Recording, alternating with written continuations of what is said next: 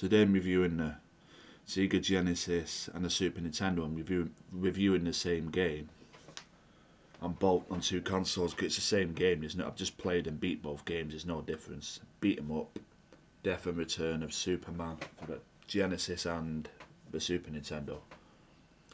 Same gameplay. It's 10 stages long. You can start off controlling Superman, and then he dies at the end of the second stage, and then you control clones of him until he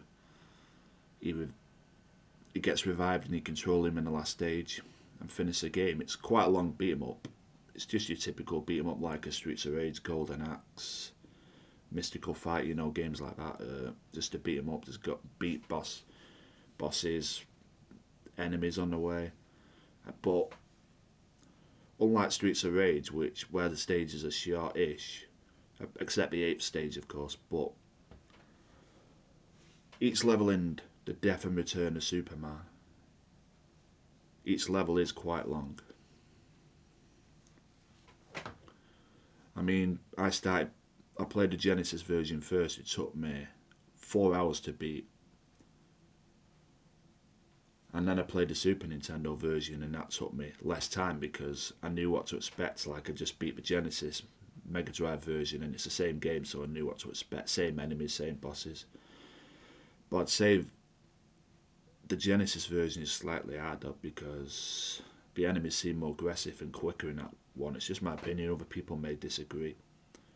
But what would I give this game out of 10? I'd give it 6, 7. It's a good beat 'em up, but it's hard. It's hard as hell. It's a difficult beat 'em up. You get unlimited continues if you're not good at gaming, but it's a difficult beat 'em up. I definitely recommend it. I mean, it gets mixed reviews. Some say it's not a very good beat 'em up, and there wasn't many Superman good games. I'd say this is probably the best Superman game. It's a good game. I'd definitely play it again. Fun beat 'em up, but it's lengthy. Like you think for 10 stages it wouldn't take long to beat, but it does. Like I said, each stage is about 15 minutes long, assuming you don't die. But yeah, that's the plot of the game. Superman dies, you control him, then you control his clones until he gets revived, and then you beat the final boss on the 10th stage and clear the game.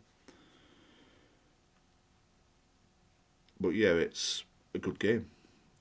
Definitely recommend anyone who's not played it to give it a go. It's fun.